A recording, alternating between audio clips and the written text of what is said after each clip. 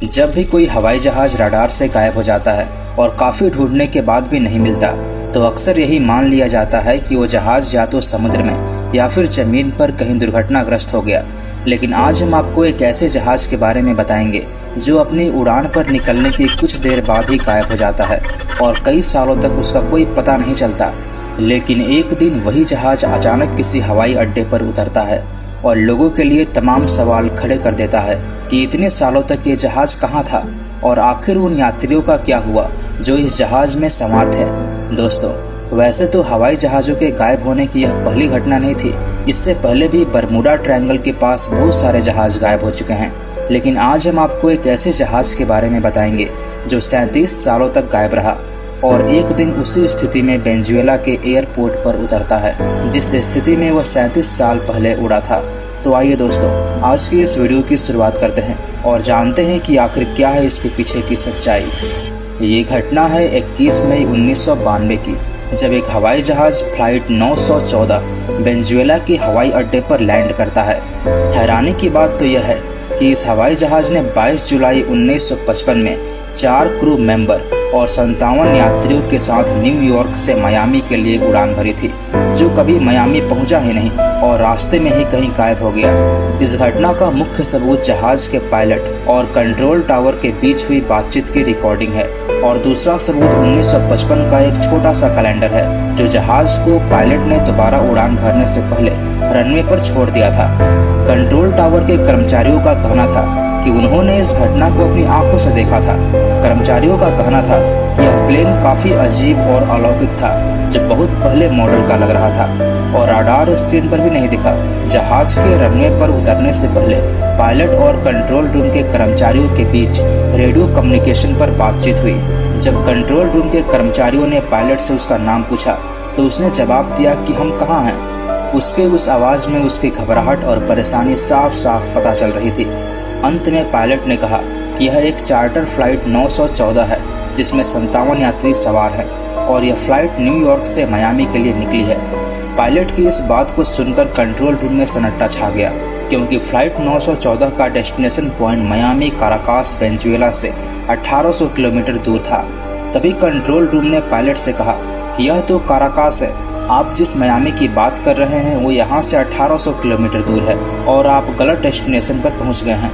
Pilot की तरफ से कोई जवाब न मिलने पर भी कंट्रोल रूम ने मुसीबत में जानकर जहाज को रनवे पर उतारने की अनुमति दे दी और जहाज सफलतापूर्वक रनवे पर उतर गया। जैसे ही कंट्रोल रूम को लगा कि अब स्थिति नियंत्रण में है, तो उन्होंने फ्लाइट की आवाज़ सुनी जो अपने साथी पायलट से कह रहा था कि देखो क्या ये अजीब सी चीज़ है। जैसे उन्होंने एयरपोर्ट पर खड़े जेट प्लेन को देखकर उन्हें बहुत हैरानी हुई हो। कंट्रोल रूम के कर्मचारी डॉक्टर डेला कोट के अनुसार पायलट ने बताया कि यह फ्लाइट 1955 में मियामी के इंटरनेशनल एयरपोर्ट पर सुबह 9:55 पर लैंड होनी थी। तभी उन्होंने पायलट को बताया कि यह काराकास वेनेजुएला का इंटरनेशनल एयरपोर्ट है और आज 21 मई 1992 है। जहाज का पायलट डॉक्टर डेला कोट की बात सुनकर भौचक्का रह गया। उसके मुंह से बस इतना ही निकला, ओह माय गॉड, जैसे वो अपनी सांसें ही भूल गया हो। डॉक्टर डेला कोट ने पायलट का हौसला बांधने की कोशिश की और सहायता के लिए ग्राउंड स्टाफ भेजने की बात कही। यात्रियों के चेहरों को देखकर लग रहा था जैसे उन्हें किसी बात का आभास ही नहीं था। उन्हें तो अभी यही लग रहा था कि उन्होंने मियामी फ्लोरिडा लैंड किया है और वे 1955 में ही हैं। जैसे ही ग्राउंड क्रू प्लेन के पास जाने लगा तो पायलट एकदम से चिल्लाया, नो डोंट, हमारे पास मत आना, हम जा रहे हैं। ग्राउंड क्रू ने बताया कि उन सभी यात्रियों के भौचक्के चेहरे नजर आ रहे थे, जैसे वे कुछ समझ ही नहीं पा रहे थे कि उनके साथ ये सब क्या हो रहा था।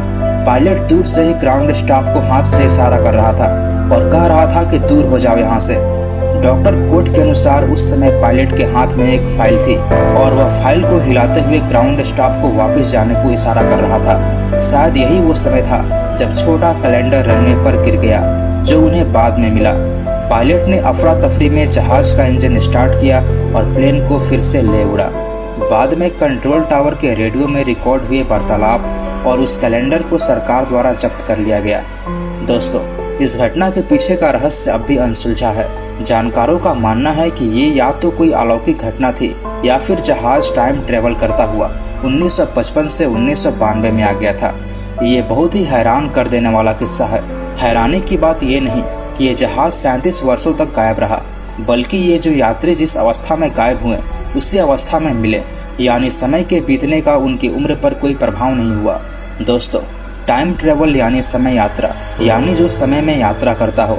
समय में यात्रा करता हुआ आदमी वर्तमान को पीछे छोड़कर भविष्य में पहुंच जाता है और वर्तमान को छोड़कर भूतकाल में भी पहुंच सकता है। इस बात पर यकीन कर पाना किसी आम आदमी के लिए बहुत ही मुश्किल है, पर हाल ही के वर्षों में ऐसी कई घटनाएं सामने आई हैं जिन्होंने बड़े बड़े वैज्ञानिकों और बुद्धिजीवियों का भी सिर चकरा दिया। लेकिन बहुत से वैज्ञानिक समय यात्रा को काल्पनिक मानते हैं, क्योंकि ऐसा मानने का उनके पास कोई ठोस कारण नहीं है। लेकिन कुछ वैज्ञानिक समय यात्रा की संभावना से इनकार भी नहीं करते। वैसे देखा जाए तो हम सभी समय यात्रा कर रहे हैं। हम समय यात्रा करते हुए भूतकाल से वर्तमान और वर्तमान से लगातार भविष्य की ओर जा रहे हैं। हमारे वर्तमान समय यात्रा की दर 1 घंटा प्रति घंटा है, यानी हमें भविष्य में 1 घंटा आगे जाने के लिए 1 घंटे का ही समय लगेगा। लेकिन यदि यही समय की गति 1 घंटा प्रति घंटा न होकर कम या ज़्यादा हो तो व्यक्ति भविष्य या भूतकाल में जा सकता है। दोस्तों, आपने वैज्ञानिक अल्बर्ट आइंस्टाइन का नाम तो जरूर सुना होगा, जिन्होंने 1915 में थ्योरी ऑफ जनरल रिलेटिविटी सिद्धांत की घोषणा की थी। इस सिद्धांत के अनुसार समय हर परिस्थिति में एक ही गति से नहीं चलता, यानी समय की गति परिस्थिति के अनुसार कम या अधिक हो जाती है। जैसे नदी की पानी की रफ्तार कहीं कम तो कहीं ज़्यादा होती है, उसी प्रकार परिस्थितियों के अनुसार समय की रफ्तार कहीं कम तो कहीं ज़्यादा है।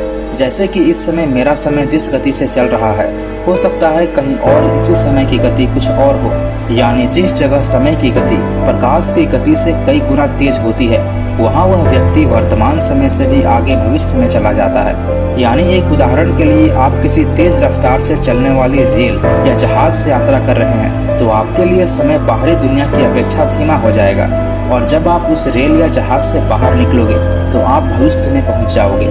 हालांकि इतनी कम गति में चलने की वजह से आप 1 सेकंड के करोड़वें हिस्से जितना ही पहुंच पाओगे। जैसे मान लो कि हम किसी तेज गति की ट्रेन में बैठे हैं, लेकिन जब तक हम ट्रेन की विंडो से झांक कर नहीं देखेंगे, हमें ट्रेन की गति का अनुभव नहीं होगा। शायद ऐसा ही कुछ उस प्लेन के साथ घटा होगा। 22 जुलाई 1955 को जब उसने न्यूयॉर्क से उड़ान भरी तो मियामी के लिए ये सफ़र मात्र 3.5 घंटे का था।